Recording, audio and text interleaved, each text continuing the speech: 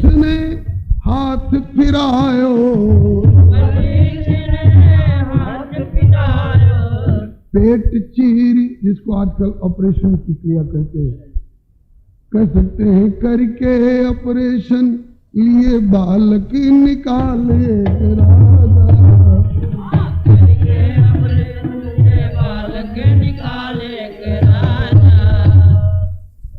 ये शल्य चिकित्सा हमारे यहाँ की बहुत पुरानी है। हाँ, वशिष्ठ बाबा ने राजा का पेट ऑपरेशन करके बालक को निकाल लिया, पेट भी सही कर दिया बिना स्टिचिंग के, केवल हाथ फिरा के। हाँ, मंत्र प्रभावी है इन लोग ऋषियों के, और बच्चा भी सही सलामत। ये तो समस्या हल हुई।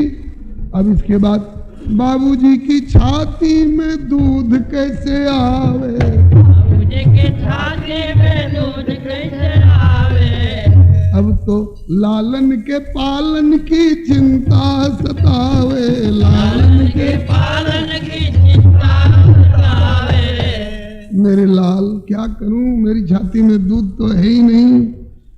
तब अब बालक का पोषण कैसे होगा, तो देवराज इंद्र आए तत्काल एक राजा, देवराज इंद्र आए तत्काल एक राजा। देवराज इंद्र की बड़ी पुरानी मित्रता है सूर्यवंश से। आए, प्रश्न ये था कि कम धास्यति कुमारोयम, ये बालक किसको पी करके बढ़ेगा, इसका पालन कैसे होगा। तब तक माम धाता वत्सरो मारोदी ऋतिन्द्रो देशिनी मदात, वत्स रोवो मत, मैं तुम्हारा पोषण करूंगा, मेरी अमृतमयी उंगली तर्जनी पी करके चूस करके तुम पुष्ट हो गए। तो इंद्र ने जो माम धाता कह दिया ना, इसीलिए उस बालक का नाम ही पड़ गया मानधाता। आप विश्वास करें, सूर्यवंशी महाराज मानधाता बड़े प्रतापी राजा हुए हैं, लेकिन इनमें विशेषता है, ये माँ के पेट से नहीं, ये बाबूजी के पेट से निकले। अब याही ते नाम अरे ओ मानधाता, याही ते नाम अरे ओ मानधाता, बालक के बाबूजी हो गए माता, बालक के बाबूजी हो गए माता। हम लोग भगवान के लिए कहते हैं त्वमेव माता च पिता त्वमेव, वहां पर ये बात लागू हो सकती है, लेकिन हम लोग अपने बाबूजी से नहीं कह सकते हैं कि त्वमेव माता। हम अपनी माता जी से नहीं कह सकते हैं कि पिता त्वमेव, लेकिन ये बालक मानधाता कह सकता है अपने पिताजी से कि त्वमेव माता च पिता त्वमेव, याही ते नाम परो मानधाता, बालक के बाबूजी हो गए माता, बालक के बाबूजी हो गए माता। घटना ये सुन के मिथिलानी निहाल एक राजा, घटना ये सुन के मिथिलानी निहाल एक राजा, घटना ये सुन के नारायण निहाल एक राजा, घटना ये सुन के नारायण निहाल एक राजा। एक राजा अयोध्या के कर गए कमाल एक राजा,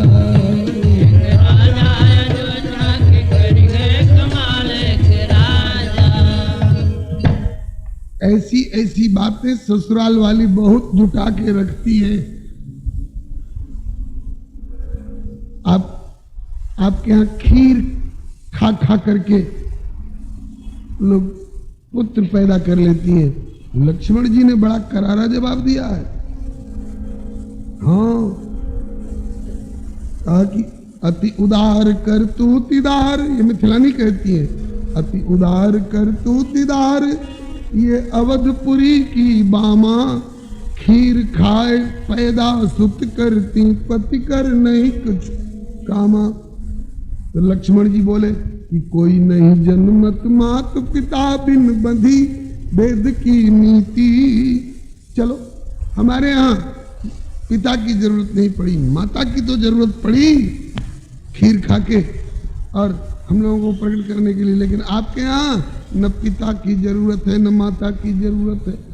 तो कहा कि को नहीं जन्मत मात पिता बिन बंधी वेद की नीति, और तुम्हारे तो धरती से उपजे अस हमरी नहीं रीति।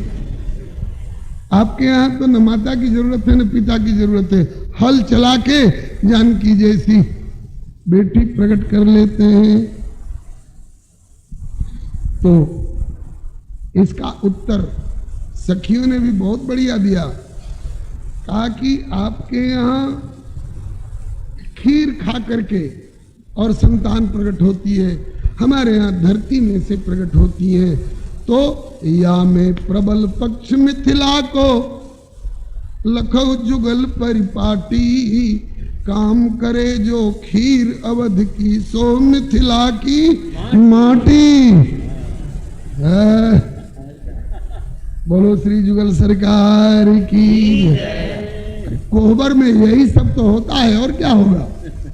फिर इसके बाद दुल्हा जी से कहा गया कि आगे की विधि के लिए देर हो रही है, इसलिए जल्दी कौर ले ले, इस बार हाथ नहीं खींचा जाएगा। तो दुल्हा जी ने खोल करके मुख और कौर ले लिया। फिर अब आगे कौन सी विधि है? बोले आगे की विधि है, हो चारो दुल्हा संभल कौड़ी खेलो।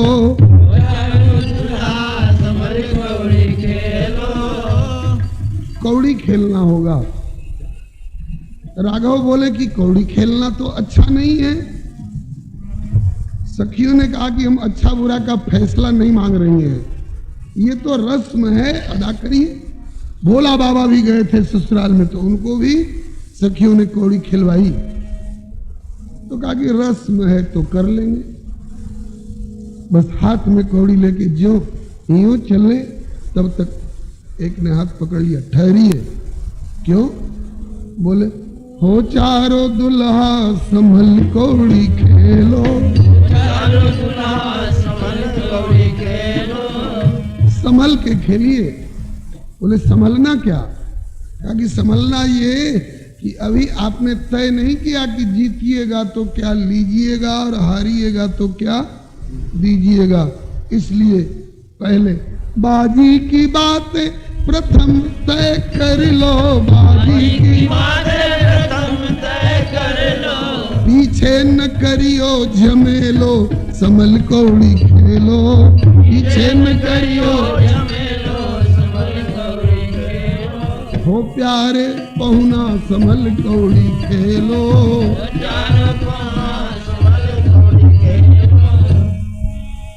राघव पहले तय करो कि जीतोगे तो क्या लोगे, हारोगे तो क्या दोगे। राघव बोले शौक से तो खेलना नहीं है, रस्म अदायगी है, हम से क्यों कहवाइए, आप ही लोग जो तय कर दीजिए हम मान लेंगे। खुश हो गई सखियां, अब तो हमारे हाथ में बाजी आ गई। ऐसी बाजी लगावेंगी कि जीत जाए तब तो लाभ रहे ही, हार जाए तो भी घाटा न हो। ताकि पगली ऐसी कहीं बाजी होती है? दुनिया जानती है जीतने में लाभ, हारने में हानि। कहा कि छी, ये तो संसारी जुआड़ियों की बात है। उनके यहाँ तो हारने में हानि है ही, जीतने में भी हानि है। आज तक जुआ के आधार पर किसी का घर बसा नहीं है। जुआड़ी उजड़े ही उजड़े हैं साहब। फिर कहा कि ये विशेषता केवल इनके दरबार में है, जीतो तो भी लाभ, हारो तो भी लाभ। ठीक, ऐसी ही बाजी लगाऊंगी। अब लाभ क्या चाहती है? धर्म, अर्थ, काम, मोक्ष। अरे बोले इन साधारण साधन रूपी चार फलों के प्रति वो लुब्ध मुग्ध हो जो पंचम पुरुषार्थ को नहीं जानता हो। ये तो लाभ है, और मैं लाभ की पराकाष्ठा, लाभ की सीमा चाहती हूं। बोले वो क्या है? बोले कि लाभ अवधि मन पंक्ति है, लाभ अवधि सुख अवधि न दूजी। लाभ की भी अवधि और सुख की भी अवधि दूजी नहीं है, एक मेवा द्वितीयम है, एक ही है। वो क्या? बोले प्रभु तुम्हारे दरस आस सब पूरी। आप हमारी आंखों के सामने रहो, इससे बढ़कर हमारे लिए लाभ कोई है ही नहीं। इसलिए अब हम ऐसी बाजी लगाने जा रही हैं जिसमें हम जीत जाएं तो भी आप आंखों के सामने रहें, हम हार जाएं तो भी आप हमारी आंखों से ओझल न हो। सोच रहे हैं ये कौन किस तरह की बाजी लगाएंगे? तो सखियों ने कहा अगर आप हारे रघुनंदन, अगर आप हारे रघुनंदन, तो मिथिले में रहु बन के छेलो, कमल कौड़ी खेलो।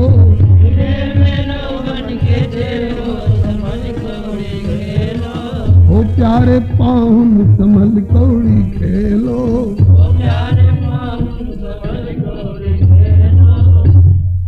आप हारिए तो हमारे चेला बनकर हमेशा के लिए मिथिला में रहना होगा।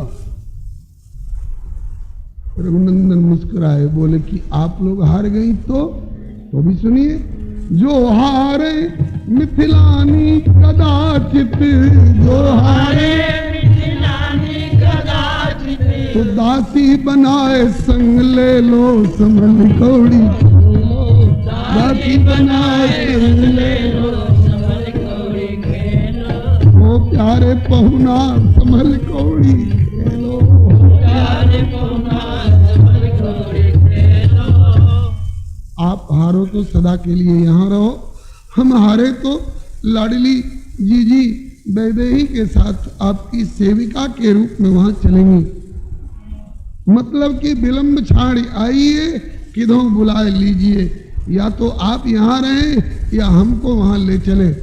ये बात स्वामी श्री काष्ठ जिह्वा देवतीर्थ स्वामी जी ने कही है। एक बार कह भी चुका हूं, मिथिला जाऊ अवध की, अवध यहाँ आवऊ, किंतु दिन बिछो कर हमको विधि न दिखावऊ। ये बाजी लगाई बंधुओं, कितनी मधुर बाजी है। दोनों में से किसी में घाटा नहीं है। या तो रघुवर हमारे यहाँ आकर गिरफ्तार रहे या हमको गिरफ्तार करके अपने यहाँ रख लें। ऐसी बाजी हमें भी खेलनी चाहिए, इनसे और किसी से नहीं, इनसे। इस कलियुग में संभव है क्या? बोले हाँ। किसने खेली ये बाजी? राजस्थान को गौरवान्वित करने वाली बहन मीराबाई। मीरा दीदी का दोहा है, चौपड़ खेलूं पीवसो। मीरा, हाँ प्यारे गिरधर, चौपड़ खेलेगी? बोले खेलूंगी। दाव पर क्या रखेगी? अरे दाव पर संसारी पदार्थ क्या रखना, अपनी तरफ से तुम लग जाओ दाव पर, इधर से मैं लग जाती हूं दाव पर। बोले परिणाम सोच लो। कहा कि सोच कर बोल रही हूं। क्या सोच के बोल रही हो? बोले यही सोच के बोल रही हूं कि चौपड़ खेलूं पीवसूं और बाजी लाऊं जीव, जो हारी तो पीव की और जो जीतूं तो पीव। मैं हार गई तो तुम्हारी मुट्ठी में जैसे चाहना मुझे नचा लेना, और तुम हार गए तो तुम मेरी मुट्ठी में मैं जैसे चाहूंगी तुम्हें नचाऊं। कितनी प्यारी बाजी है। प्रभु के दरबार में किसी तरह घाटा नहीं है। आप कहेंगे कि चाहे त्रेता की मिथिलानी हो, चाहे द्वापर की गोपी गुजरी हो, या कलयुग की मीराबाई हो, ये तो भक्तिमती है, प्रेमवती है, इनको मौका दे सकता है उछलिया। क्या हमारे जैसे कलिमल ग्रसित भव भुवंग डसित प्रपंचियों को भी मौका दे सकता है? बोले देता रहता है। लंका के दो भाइयों को अवसर दिया गया, उसमें से एक जीत गया, एक हार गया। जानते हैं आप, दोनों में से कोई घाटे में रहा। गोस्वामी जी कहते हैं कि हारे पे मुक्ति दई, रावण को हारे पे मुक्ति दई और जीते पे दई लंक। विभीषण को हारे पे मुक्ति दई और जीते पे दई लंक। ये अंधाधुंध दरबार है, तुलसी भजहु निशंक। इस दरबार में आ जाओ, आ जाओ। इसके बाद ये मत सोचो कि जीतूंगा कि हारूंगा।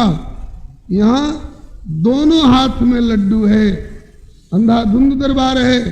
तुलसी भजहु निशंक, तुलसी के दुहु हाथ मोदक है, ऐसे ठाव जाके जिए मुए सोच करी है नल्लरी को। इनके यहां जीतने में भी लाभ है, हारने में भी लाभ है। हारने में ज्यादा लाभ है, हारा तो हरि से मिला। संसारी बाजी बोले जीता तो जम के द्वार, इसलिए हरिजन तो हारा भला, जीतन दे संसार।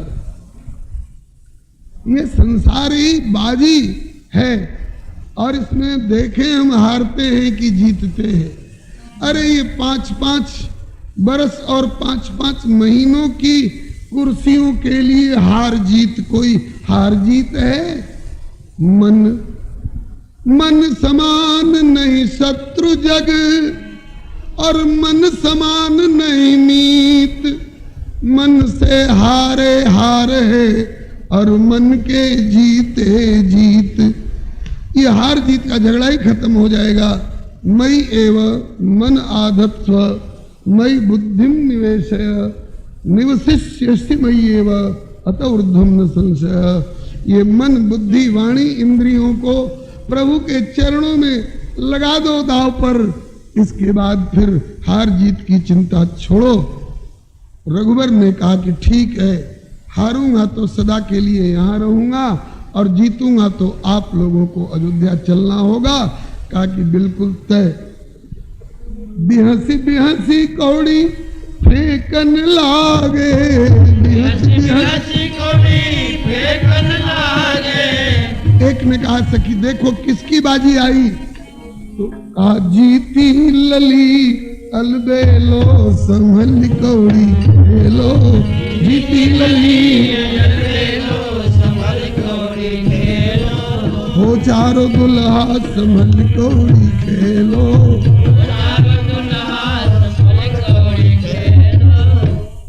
श्री सूरदास जैसे अनुभवी महापुरुष ने, जो हैं तो नेत्रहीन पर वर्णन करते आंखों देखी। श्री सूरदास जी की भीतर की प्रतिबिंबित दिव्य दृष्टि, हृदय हरि लीला भासी, जन्म कर्म गुण रूप सबे रसना प्रकाशी। श्री सूरदास जी ने सूर सागर के नवम स्कंध के अंतर्गत श्री रामचरित्र में वर्णन किया है। हारे रघुबर जीती जनक की। रघुबर हार गए इस द्यूत क्रीड़ा में और जनक की लाडली बेटी जानकी जीत गई। स्नेह लता कर पकड़ी ललन के, बोली की बाजी हमर दे लो समल कौड़ी खेलो। बोली की बाजी हमर दे लो समल कौड़ी खेलो। हार गए हार गए हार गए। कौन हार गए जी?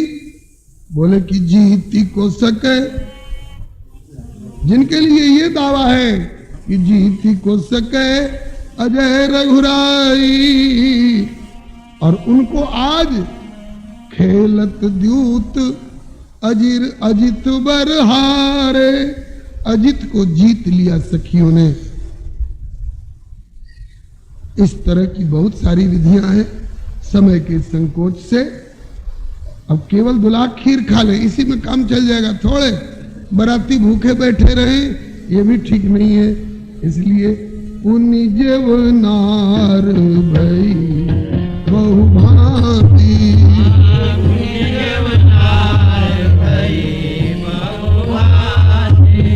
पठे जनक बुलाई बराती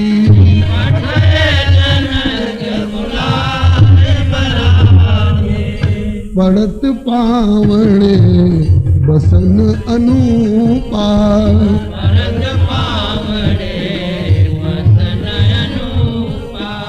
सुतन समेत गवन कियो भूपा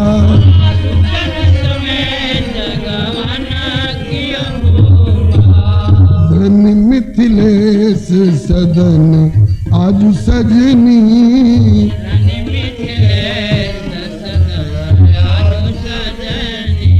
भई भीर अति भारी जू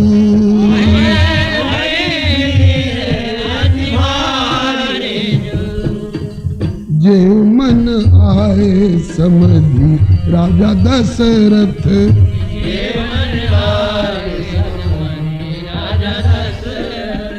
सह समाज सुतचारी जू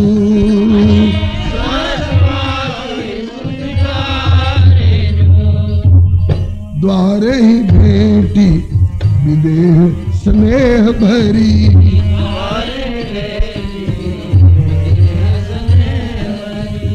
लेकर कंचन झारी जू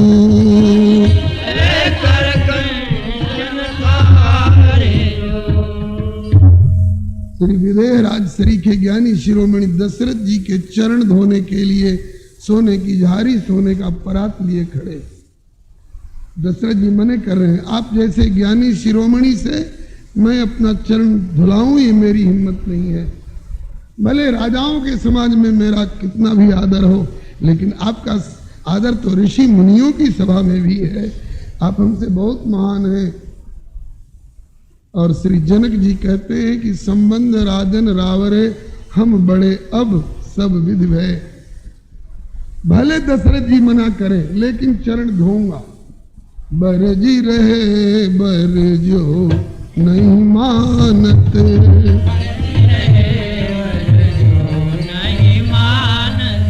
निज कर चरण पखारी जू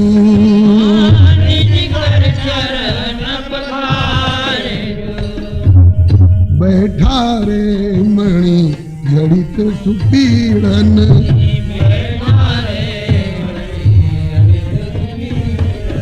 यथा जोग अनुसारी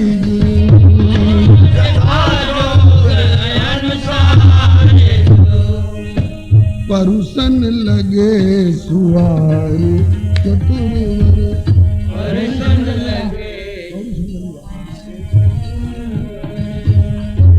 लगे सुवार चतुर्वर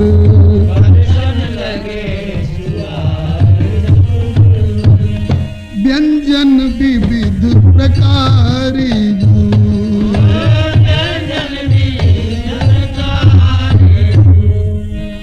व्यंजन विविध प्रकारी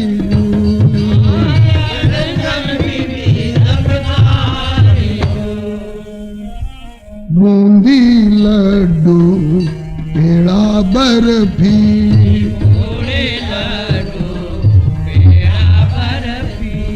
अमीय मधुर मनहारी जू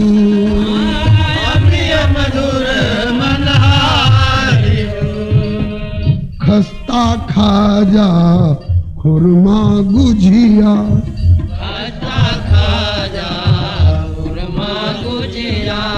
स्वाद सरस रुचिकारी जू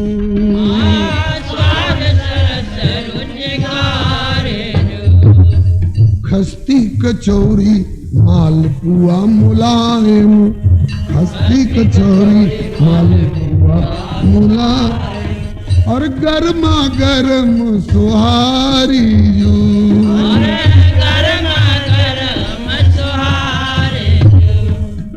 चटनी अचार तिलौरी पापड़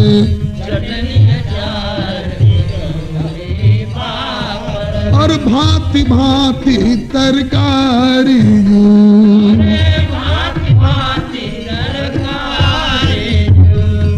दाल भात तरकारी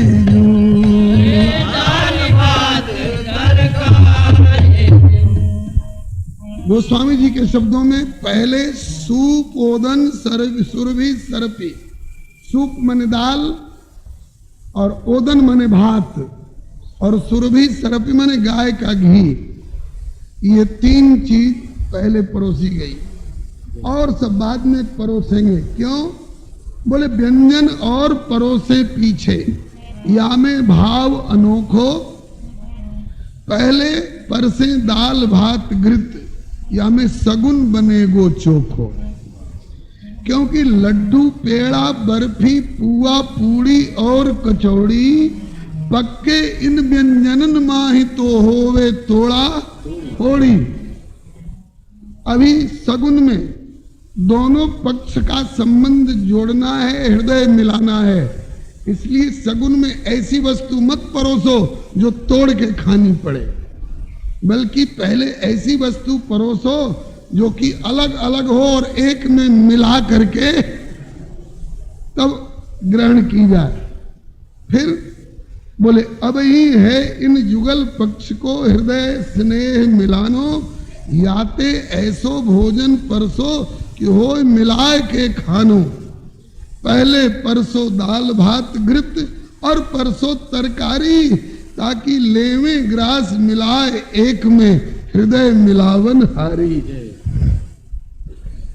अब जब सारे व्यंजन परोसे जा चुके तब दुल्हा जी से आग्रह हुआ। नियम है पहले दुल्हा कौर उठाएंगे, फिर बाकी और लोग कौर उठाएंगे। व्यंजन परोसी सकल दुल्हा जी के आगे धरे, आग्रह हो तो दुल्हा चारों कौर अब उठावेंगे। दुल्हा जी भी अड़ गए, अब तो बारी है हमारी आई, हम सब बहुत छके हैं अब आपको छकावेंगे। कैसे? बोले कोहबर प्रवेश में तो हम सब गिड़गिड़ाए। आपने कहा कि नेक द्वार की छकाई पहले नेक तो चुकाओ, दुल्हा पीछे अंदर जाओ। तो कोहबर प्रवेश में तो हम सब गिड़गिड़ाए, अब तो कौर की उठाई माही आप गिड़गिड़ावेंगे। द्वार की छकाई नेग हमसे चुकाई आप, तो कौर की उठाई नेग हम भी अब चुकावेंगे। लक्ष्मण जी बहुत प्रसन्न हुए, प्रभु ने ऐसा कदम जो उठाया तो अब तो नेग खातिर दुल्हा मचल गईले, अब तो नेग खातिर दुल्हा मचल गईले। ऐसे ही रूठे हुए हैं, ताली बजा दीजिएगा तो और अकड़ जाएंगे। ताली वाली मत बजाइए, भी हाथ जोड़ के गिड़गिड़ाइए। अब तो नेग खातिर दुल्हा मचल गईले, अब तो नेग खातिर दुल्हा मचल गईले। नेग नाही पाइब तोले कौर ना उठाई दी, नेग नाही पाइब तोले कौर ना उठाई। ऐसा क्यों? बोले ठुनके खातिर मनवा हमरो चल गईले, अब तो नेग खातिर दुल्हा मनवा हमरो चल गईले, अब तो नेग खातिर दुल्हा हो मचल गईले, अब तो नेग खातिर दुल्हा मचल गईले, अब तो नेग खातिर दुल्हा। कौशिला के लाल जी के हौसला बुलंद देखी, कौशिला के लाल जी के हौसला बुलंद देखी, कौशिला के लाल जी के हौसला बुलंद देखी, कौशिला के लाल जी के हौसला बुलंद देखी। भैया का हौसला बुलंद हुआ, अब बदला लेने के लिए अड़े। तो कौशिला के लाल जी के हौसला बुलंद देखी, अब लक्ष्मण फरक के उछल गई ले, लक्ष्मण फरक के उछल गई ले। मचाल गई ले अब तो नेग खातिर दुल्हा।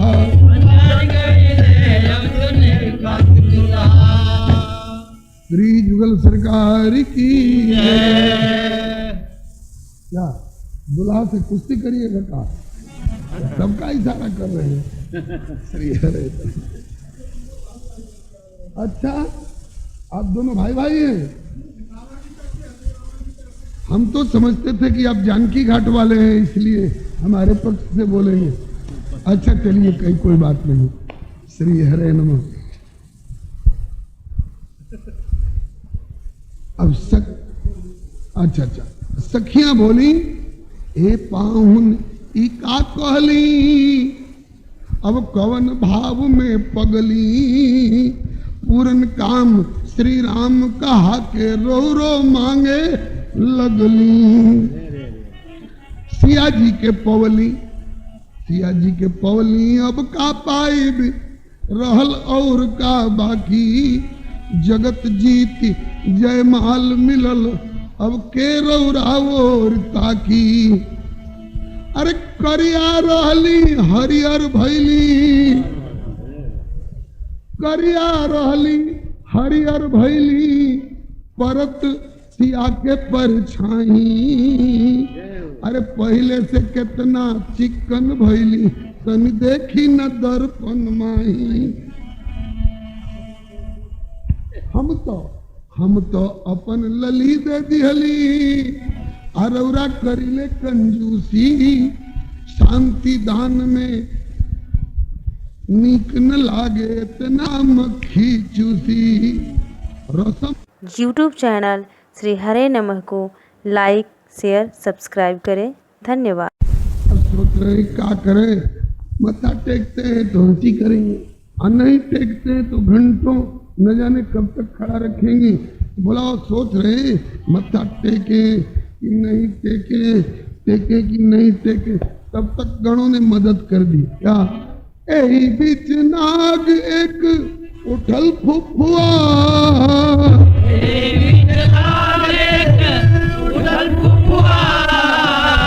यही बीच नाग एक उठल फुफुआ यही बीच अब सखी सब भगली अब भोला गैल अगुआ। सखी सब भगली भोला गैल अगुआ धीरे।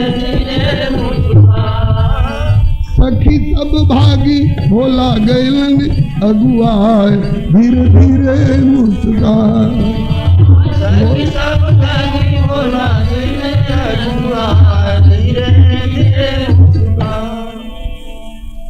सर्प के फुंकार के आगे किसकी हिम्मत जो ठहर सके।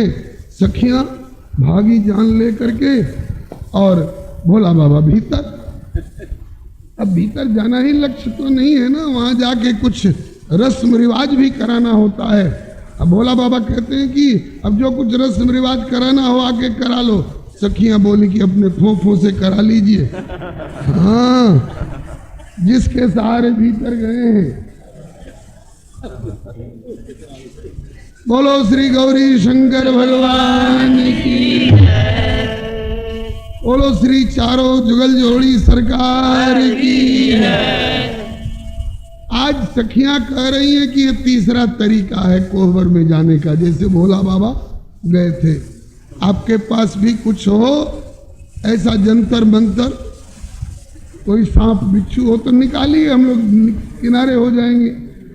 राम जी बोले कि ये सांप बिच्छू और जंतर मंतर वाला धंधा भोला बाबा के जिम्मे है, ये मैं धंधा नहीं करता। और कोई सरल उपाय हो तो बताइए। सखियों ने कहा कि एकदम सरल उपाय है। क्या? बोले कि स्वर्ण थाल में धर लाई वैदेही की पगदासी, श्री किशोरी जी की मखमली जरी जूती। एक सोने के थाल में धर के स्वर्ण थाल में धर लाई वैदेही की पगदासी, और पाटंबर से ढके सखी सब करें राम से हंसी। रास्ता चाहते हैं तो ये चौथा उपाय है। क्या? इनको करो प्रणाम लालजू, इनको प्रणाम कर दीजिए, इनकी कृपा से रास्ता मिल जाएगा। बोले ये हैं कौन? परिचय तो बताइए। कहा कि इनको करो प्रणाम लालजू, ये तुम्हारे कुल देवा, आपके कुल देवता हैं।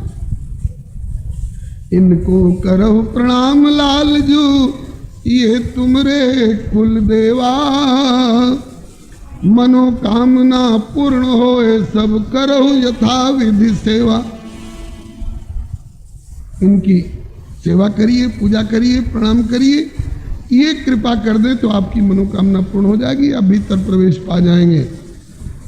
रघुनंदन ने कहा कि पहले पर्दा हटा के दर्शन करा दीजिए, मैं पहचान लूंगा कि मेरे कुल देवता हैं, तब भले प्रणाम करूंगा। सखियों ने पूछा कि आपने मनु जी को पहले दर्शन दिए थे कि पहले आराधना कराई थी? कहा कि तरीका तो यही है, पहले अव्यक्त की आराधना होती है और यदि देवता प्रसन्न हो जाए तो दर्शन भी देते हैं। तो बोले आज उल्टी रीति क्यों चला रहे हैं कि पहले दर्शन हम मिले तब पूजा करेंगे? पहले पूजा करिए, देवता प्रसन्न हो जाएंगे तो दर्शन भी दे सकते हैं। राम जी बोले प्रभु पर्दे की बातें हम कैसे सच माने, ऐसे भोले नहीं न वही जो बिन जाने पहचाने। कहा कि ठीक है, तब किनारे हो जाइए, चलिए, प्रवेश नहीं मिलेगा। रघुबर किनारे हुए। लक्ष्मण जी से कहा, बोली सखियां लखन लाल से कि आप ही शीस नवावे, करि सम्मान सप्रेम लाल जी कुल की रीति निभावे। आप भी प्रणाम कर लीजिए। 4 में से एक भाई भी प्रणाम कर लेंगे तो चारों को रास्ता मिलेगा। अरे चारपाई के एक पांव को पकड़ के खींचिए तो एक ही पांव आएगा, चारों भीतर होंगे। एक को पकड़ के ढकेलिए तो एक ही बाहर जाएगा, चारों बाहर जाएंगे। इस तरह से एक भाई भी प्रणाम कर लेंगे तो चारों को रास्ता मिल जाएगा। तो लखन कहे हंसी सुनऊ सखी, हम एक राम को जाने, इनके सन्मुख और किसी को पूज्य बंद नहीं माने। हम तो राम जी के अलावे और किसी को कुछ जानते ही नहीं। माता रामो मत पिता रामचंद्र, स्वामी रामो मत सखा रामचंद्र, सर्वस्व में रामचंद्रो दयालु, नान्यम जाने नहीं जाने न जाने। सखियों ने कहा कि तो आप भी लाइन में लग जाइए। लक्ष्मण जी भी किनारे। अब चुलबुलवा दुल्हा से छोटे श्री शत्रुघ्न कुमार से कहा कि आप ही प्रणाम कर ली। तो बोले रिपुसूदन हमारे कुलदेव यहाँ क्यों आए, तो कहे सखी विधि करन है तु कौशल्या मातु पठाए। शत्रुघ्न जी बोले कि मेरे कुल देवता होते तो अयोध्या में रहते, यहाँ कैसे आए? सखियों ने कहा कि कोई भी व्यक्ति जब दुर्लभ रूप में सजता है तो कुल देवता को प्रणाम करके तब घुड़चढ़ी होती है। आप लोग वहां से दुल्हा सज के नहीं ना आए थे, दुल्हा तो यहाँ न आके सजे हैं। तो माता जी ने सोचा कि अब केवल दुल्हा रूप में सजने के बाद केवल कुल देवता को प्रणाम करने के लिए चारों को यहाँ आना पड़े, उससे ज्यादा बढ़िया है कि कुल देवता को ही वहीं भेज दो। इसलिए माता जी ने भेज दिया है। और एक बात और, जब सारे अवधवासी बराती बनकर यहाँ आ गए तो ये कुल देवता का वहां मन नहीं लगा। कहा कि तब हम भी चले। आ गए। 3 प्रणाम कीन नहीं। बोले कि कुछ दाल में काला है, पर्दे के भीतर कुछ रहस्य है। आप लोग हमारी हंसी करोगे? तो कहा कि तुम मत करिए, चलिए आप भी लाइन में लगिए। 3 किनारे हो गए, अब रह गए केवल श्री भरतलाल जी। कहा कि आप ही प्रणाम कर लीजिए मझले पाहुन, चारों को रास्ता मिल जाएगा।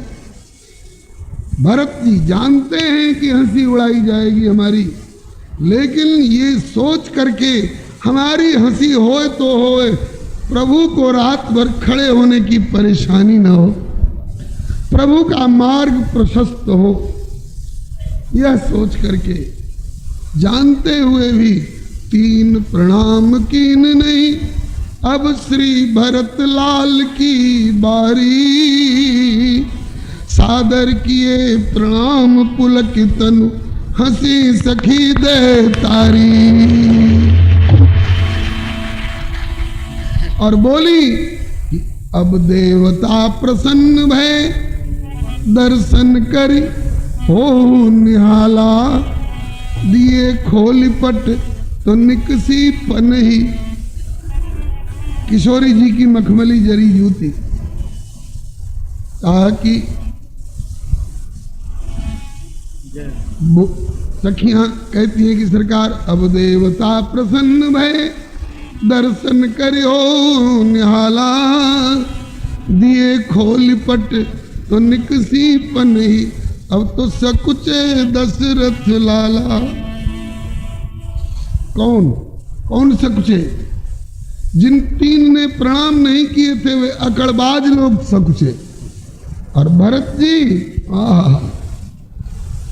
और नहीं तो परिहास, किंतु भरत परितुष्ट परम धन पाए, गदगद कंठ प्रेम पुलकित तन, नैन प्रेम जल छाए।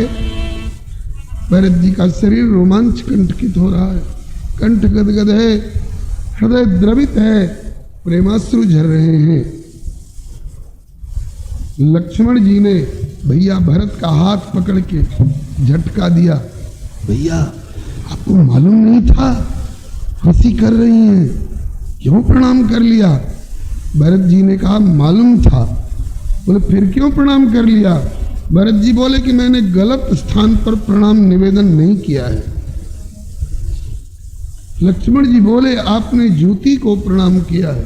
भरत जी बोले कि जिंदगी भर मेरी यही उपासना होगी। मोरे शरण राम की पनही,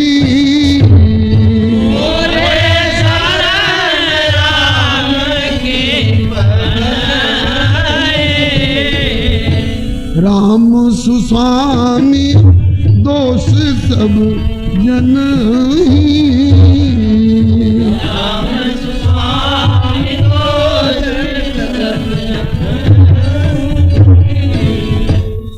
कर्मावलंबिन केचित ज्ञानावलंबिन, वयम तो हरिदासानाम पादत्राणावलंबिन।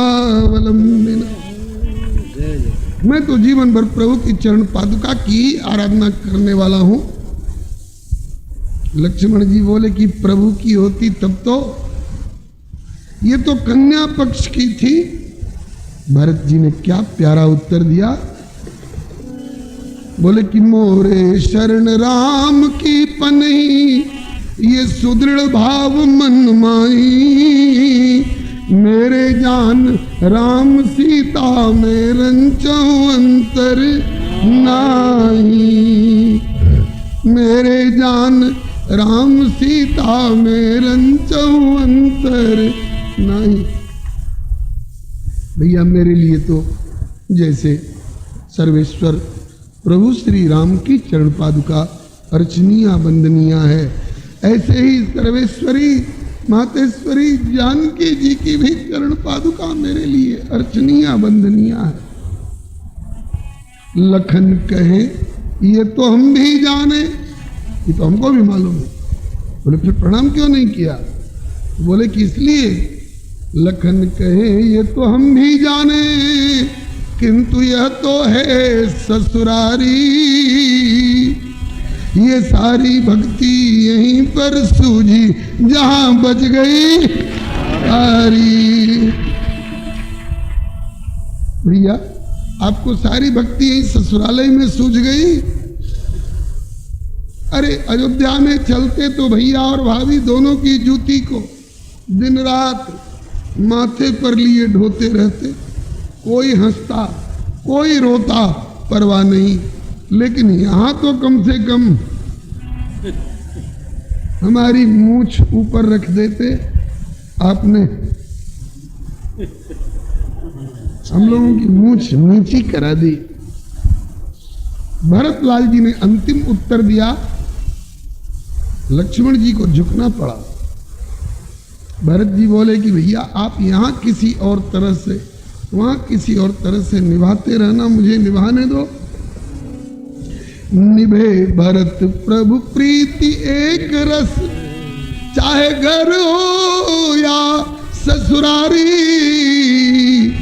तो नारायण इस भरत भाव पर लखन लाल बलिहारी। तभी तो रघुनंदन बार बार श्री भरतलाल जी का गुण गाते हैं, कहते हैं लखन तुम्हार शपथ पितु आना, सुचि सुबंधु नहीं भरत समान। गुरु जी के चरण पकड़ करके पिताजी की दुहाई देते हुए, नाथ शपथ पितु चरण दुहाई, भयउ न भुवन भरत सम भाई। श्री भरतलाल की जय। प्रेमावतार श्री भरतलाल की जय। श्री राम स्नेह मूर्ति श्री भरतलाल की जय। श्री भरतलाल जी की कृपा से, श्री भरतलाल जी के सौजन्य से चारों भैया को कोहबर में प्रवेश मिला।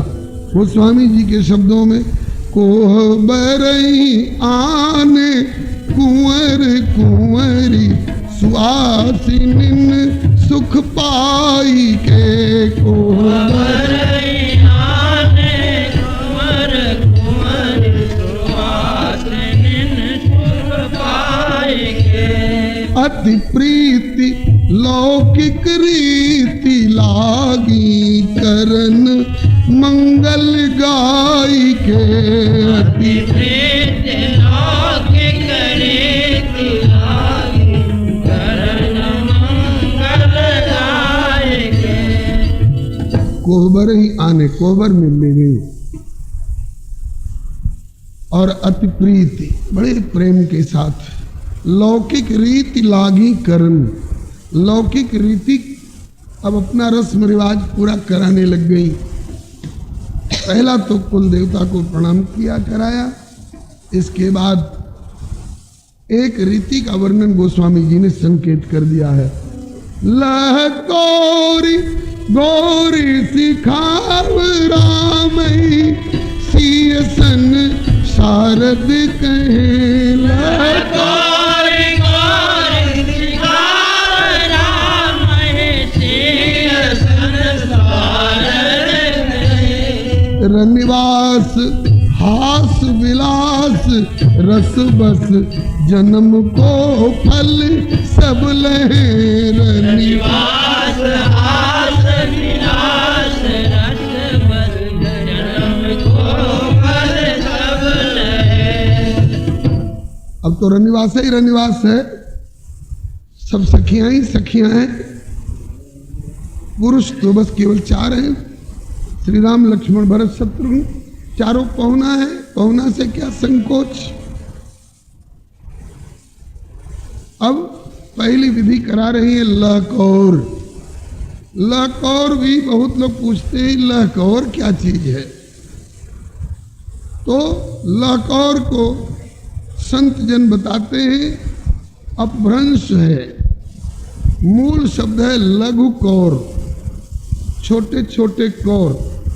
दुल्हा उठावे तो दुल्हन के मुख में दे, और दुल्हन उठावे तो दुल्हा के मुख में दे। छोटे छोटे कौर कौन चीज के? कहीं बतासा, कहीं बर्फी, कहीं पेड़ा, कहीं दही चीनी इत्यादि मधुर पदार्थ खिलाती हैं सखियां। मिथिला में खीर खिलाई जाती है, खीर। तो सखियों ने लहकौर विध करने के लिए दुल्हा दुल्हन के सामने खीर रखी और कहा कि दुल्हा जी पहले आप उठाइए और दुल्हन के मुख में दीजिए। तो दुल्हा जी ने भोलेपन में उठाया और मुंह में डाल दिया। श्री किशोरी जी ने मुख में ले लिया। इसके बाद सखियों ने कहा कि दुल्हा जी आप उठाइए और दुल्हन के मुख में दीजिए, दुल्हन उठावें और आपके मुख में दे, आप ले लीजिए। ठीक है। तो सोचा कि जैसे मैंने उठाया किशोरी जी के मुख में दिया और उन्होंने ले लिया सहज रूप से, ऐसे वो भी उठावेंगी और मैं भी सहज रूप से ले लूंगा। लेकिन सखियां तैनात थी पहले से। श्री सिया जी ने कौर उठाया, दुल्हा की ओर बढ़ाया। दुल्हा जी मुंह खोले तब तक एक ने हाथ खींच लिया। दुल्हा जी मुंह बाहर रह गए। दुल्हा जी मुंह खोले रह गए। ठहरिए, बहुत जोर की भूख लग रही है क्या? अरे आप ही लोग कह रही हैं कि मुंह खोली और लीजिए, मुंह खोले तो हाथ हटा लिया। बोले संभल के मुंह खोलिए। तो दुल्हा ने कहा कि एक बार तो खोल के हम उसका मजा पा गए, अब मुंह खोल ही नहीं रहे हैं दुल्हा जी। तो फिर उसी तरह से आप कहेंगे कि ये कहाँ लिखा है? कौतुक विनोद प्रमोद प्रेम न जाई कई जानई अली। ये कौतुक विनोद प्रमोद, सखियों का ये दुल्हा के साथ आमोद प्रमोद विनोद हास परिहास का ढंग है। अब दुल्हा जी कौर नहीं उठा रहे हैं।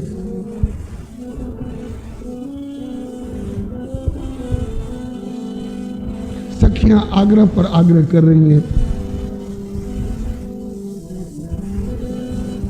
कि खीर खाऊ न लजाऊ सुनो चारो भैया।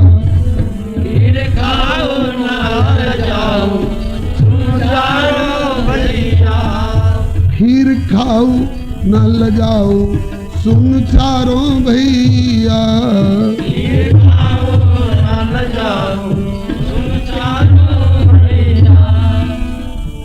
खीरवा के एहो लालन करुणा अनादर। खीरवा के हो लालन करुणा अनादर।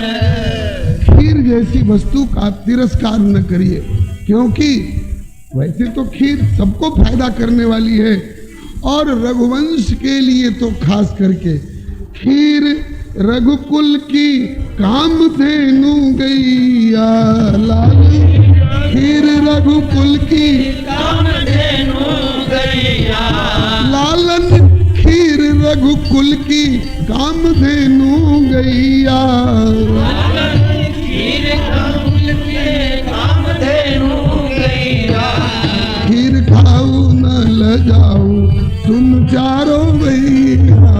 खीर खाओ न लजाओ सुनो चारो भैया। रघुकुल में तो खीर इतनी फायदे की चीज मानी जाती है कि जो मनोरथ 3 पन तक और किसी भी उपाय से पूरा नहीं होता है, वो चौथे पन में खीर खाने से पूरा होता है।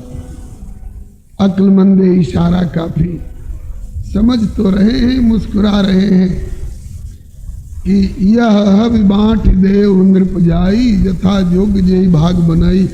उस घटना की ओर संकेत है। दूसरी बोली कि खीर ही में होत लालन बड़े बड़े गुनावा। खीर ही में होत लालन बड़े बड़े गुनावा। खीर में बड़े बड़े गुण होते हैं। दूसरी बोली कि तो इनको क्या पता है? इनको क्या पता है? बोले किसको पता है?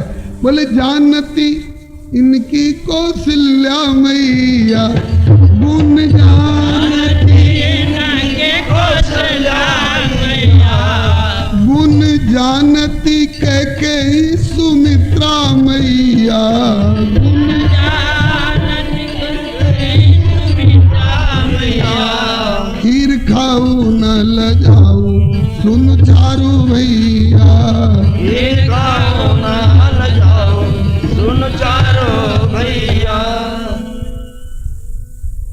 अब मुस्कुरा रहे हैं, गौर नहीं ले रहे, मुंह नहीं खोल रहे हैं। तो कहा क्यों नहीं मुंह खोल रहे हैं? कहा कि खीर का महात्म्य नहीं मालूम, महिमा मालूम होती तो खा लेते। तो कहा कि महिमा बतानी पड़ेगी। बोले हाँ बताओ। अच्छा सरकार खीर का महात्म सुनिए। चाउर चीनी और क्षीर तीनों मिलके बनी खीर। चाउर चीनी और खीर मिलके बन की ले जा खीर तो जग जावे तकदीर। राजा जी ले जा। खीर तो जग जावे तकदीर राजा जी। फिर पायस अग्निदेव से पाए तीनों रानी को खिलाए। पायस अग्निदेव से से पाए तीनों रानी ने को खिलाए।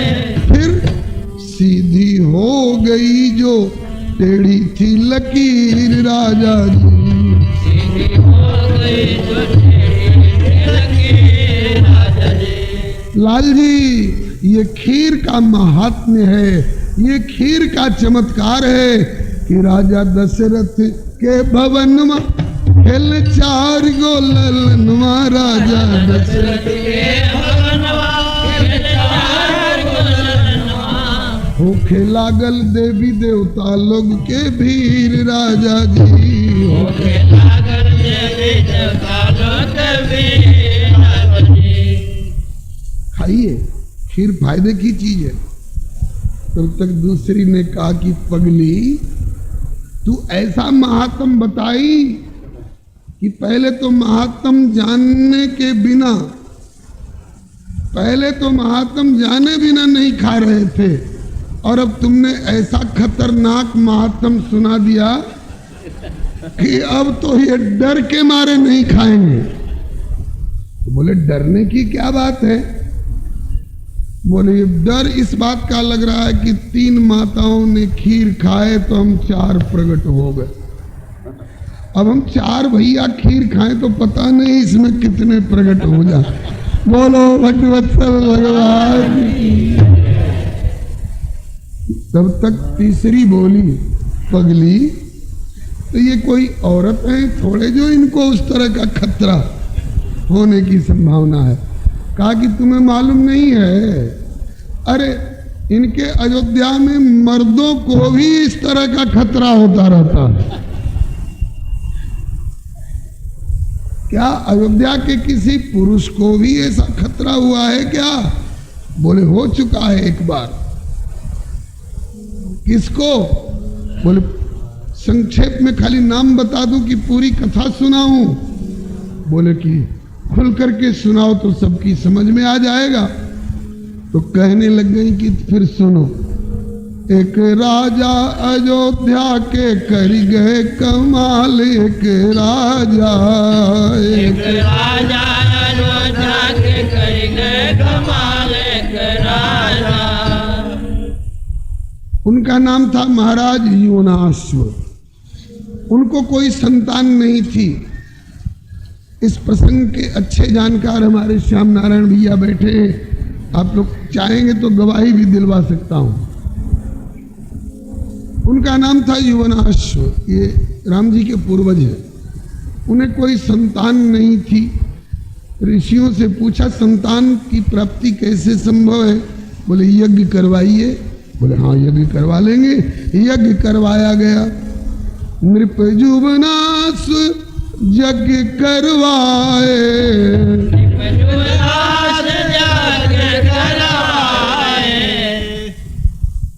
उस यज्ञ का नियम था कि यज्ञ संपन्न होने के बाद यज्ञ के प्रधान कलश के जल में मंत्र के प्रभाव से इतना प्रभाव आ जाएगा कि जो पीवे उसी को गर्भ रहे।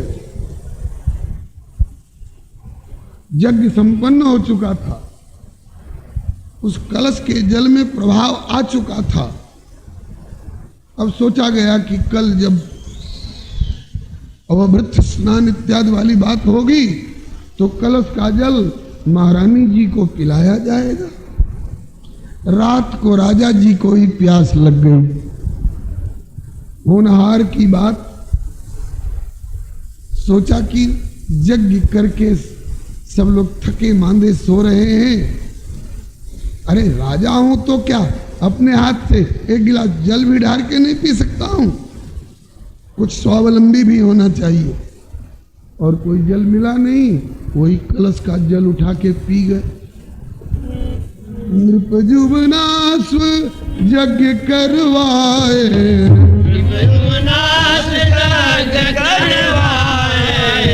यज्ञ कलश के जल गटकाए,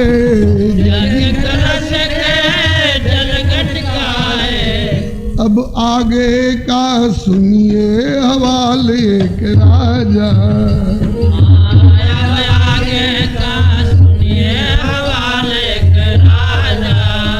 एक राजा अयोध्या के कर गए कमाल, एक राजा, एक राजा अयोध्या के कर गए कमाल, एक राजा। फिर क्या हुआ बोले, यार सुनो आगे का हाल। कहा कि ओ कमाल कलश को पानी, ओ कमाल कलश को पानी, राजा जी भय जैसी गर्भवती रानी, राजा जी भय जैसी गर्भवती रानी, राजा जी भय जैसी गर्भवती रानी, राजा जी भय जैसी गर्भवती रानी। यही सब फोटो लेने के लिए बैठे हैं। हाँ, गेट आउट कह दूंगा कि ओ कमाल कलश को पानी, राजा जी भय जैसी गर्भवती रानी, अब तो अयोध्या का हाल बेहाल एक राजा, अयोध्या का हाल बेहाल एक राजा। ऋषियों ने कहा कि बुलाओ रानी जी को, पिलाओ कलश का जल। देखा तो कलश का जल खाली, कलश खाली। जल क्या हुआ? राजा जी बड़ी ईमानदारी से बोले, सरकार हमें रात में प्यास लगी थी, हम ही पी गए। अरे राम राम का कि गजब हो गया, जुल्म हो गया। बोले क्यों क्यों? कहा कि अब तो उसमें प्रभाव आ गया था, जो पीवे उसी को गर्भ रहे। तो मूछ पर ताव देने लगे, बोले मैं तो मर्द हूं।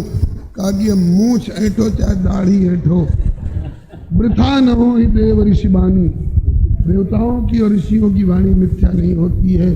YouTube चैनल श्री हरे नमः को लाइक शेयर सब्सक्राइब करें। धन्यवाद।